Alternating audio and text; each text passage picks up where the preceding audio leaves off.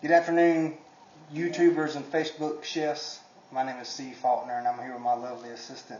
And I'm Natalie. And today we're going to show you how to grill, prepare, season, and brine the perfect chicken breast.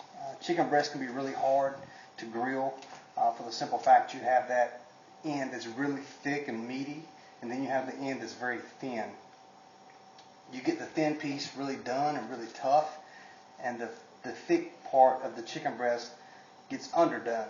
So I'm going to show you today how to make a brine and how to grill and how to prepare that chicken breast so it comes out just right on the grill. Okay, my assistant Natalie is going to tell you about the tools that we're going to be using today. We need them. This is a whisk, and this is a hammer which has both flat sides, and one's like teeth. Yeah. And here's a knife. And also we will need some oil and a measuring cup. Right, some virgin olive oil and a measuring cup, and of course you need your chicken breast, boneless and skinless is how I like to do them. You're going to need a piece of wax paper, okay, a cutting board, and these are the seasonings that I'm going to use. Hold on, leave it down there. Okay, now just point to it. Weber Kickin' Chicken, some oregano, McCormick's Perfect Pinch Cajun, Grill Mates Montreal Chicken, onion powder, paprika, ground cumin, red cayenne pepper, Grill Mates Chicken Rub, fresh ground black pepper, kosher salt, and you can also use just the standard ground black pepper you buy at the market. Just depends. The fresh grinder will have a much more prominent pepper flavor, but either one will work. I like to use kosher salt on all of my cooking. I don't really use normal table salt. The must-haves are kosher salt, pepper, and then some type of chicken rub. All of this stuff is optional, just depends upon your flavors and your taste buds and what you like. At the very minimum, I would use the Montreal chicken, the Cajun spice, oregano, and paprika. All the other stuff, you can kind of take it or leave it. I'm going to show you how to prepare the chicken breast, and we will open these up, and I will show you one of the first tricks to having the perfect chicken breast so that it is not overly done or underly done.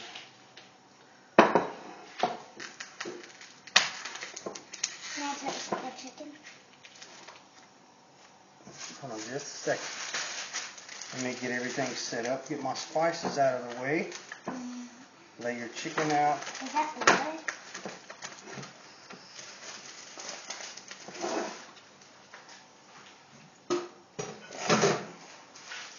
Then I'm going to lift it up. Alright, so here you have the chicken breast. Just open them up, make sure they're nice and flat. Then what you want to do is use the mallet to pound them out evenly, nice and flat. And that's going to be one of the ways that you make sure that they're done and tender evenly and you don't have any dry, tough spots.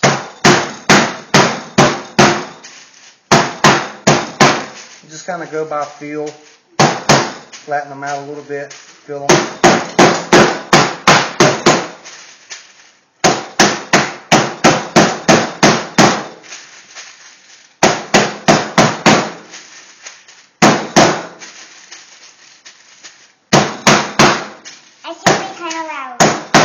It can be kind of loud. And there you have your chicken breasts that are nice and flat and even. And I'm sure there is a culinary technical term for this, but honestly, I am no chef. I just like to cook. Of course, you want to trim all your fat off.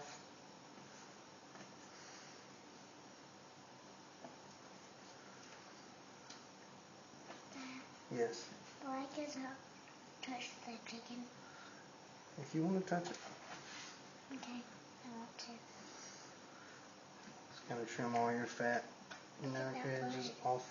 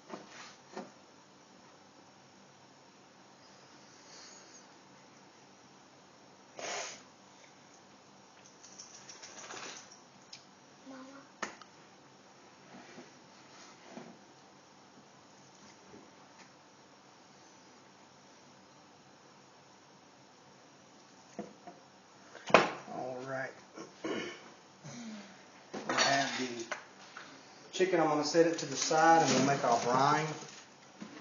Can I help with that part? This is a Big bowl. A big bowl, that's right. With a big lid top. It's blue. And this is going to be a salt-based brine. And it's kind of like spicy. This is the other part that's very important to make sure that you get enough salt. This is what tenderizes the meat, and salt breaks down some of the proteins and allows the spices to seep into the meat. You want to use probably, this is a 2-cup measuring bowl. That's probably 5 or 6 tablespoons, a little more. Okay, pour that in. My assistant now will pour that in. Alright. This is the paprika. So now you can just shake that. Probably a tablespoon of that. Montreal chicken seasoning. Tablespoon or so of that. A little bit of chicken rub. Of course, he has to do that because you don't want to get too much. You don't want to get too much, that's Because right. it's really open. Onion powder. Maybe a half a tablespoon of that or so. Cayenne pepper. Don't worry about getting it spicy. The spices don't stick to the meat, they flavor it, so it's not going to turn out super hot. Nice sprinkle of oregano.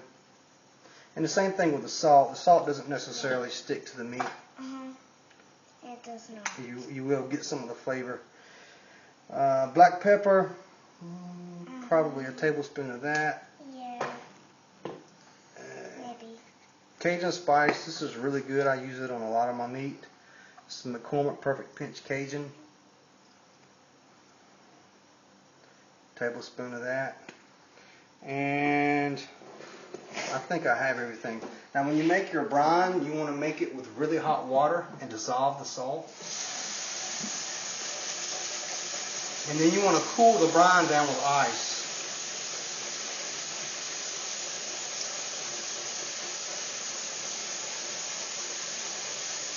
Do it, yeah. I was Okay. Waiting on my water to get hot.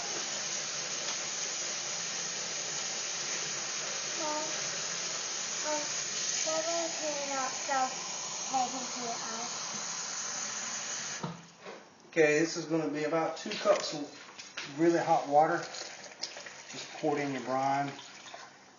You can adjust that. Okay, whisk it up. You can adjust that if you need it. Nice and easy, not too hard. It's like a little spicy water. Looks like mud. Okay, I'm going to add another cup to that or so. That should be enough to cover the chicken. They really cover with this hot water.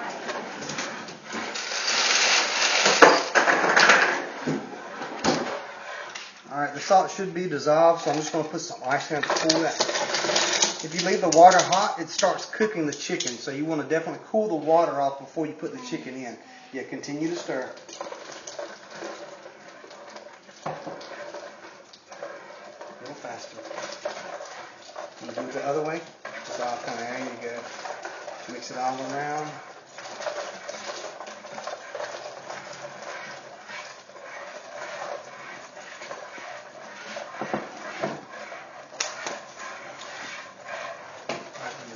Just a second.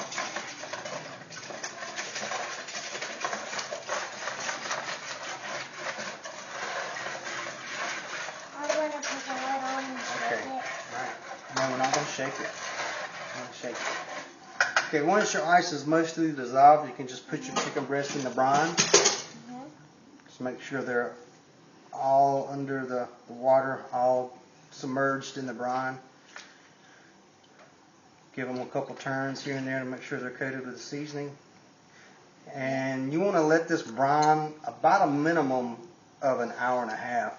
Ideally, you want to let it go between 2 and 2.5 hours. Cover it, put it in the refrigerator. If you let it go longer than 2.5 hours, the salt gets into the meat and it starts to break down too much of the protein, and the chicken can be mushy and too broken down. If you don't let it go at least an hour and a half, then the salt doesn't have time to permeate deep into the meat tissue and season and break down the meat to make it soft. Okay, so if my assistant wants to put the bowl on the top on the bowl, we'll wrap it up, and after the brine is finished, we'll go to the grill. This is my first video and Natalie's first video. I know our terminology is not the best and our lingo and everything else, so if anybody wants to give me any tips on some of the terminology that the culinary industry uses, we'll be glad to incorporate it into our future videos. See you next time.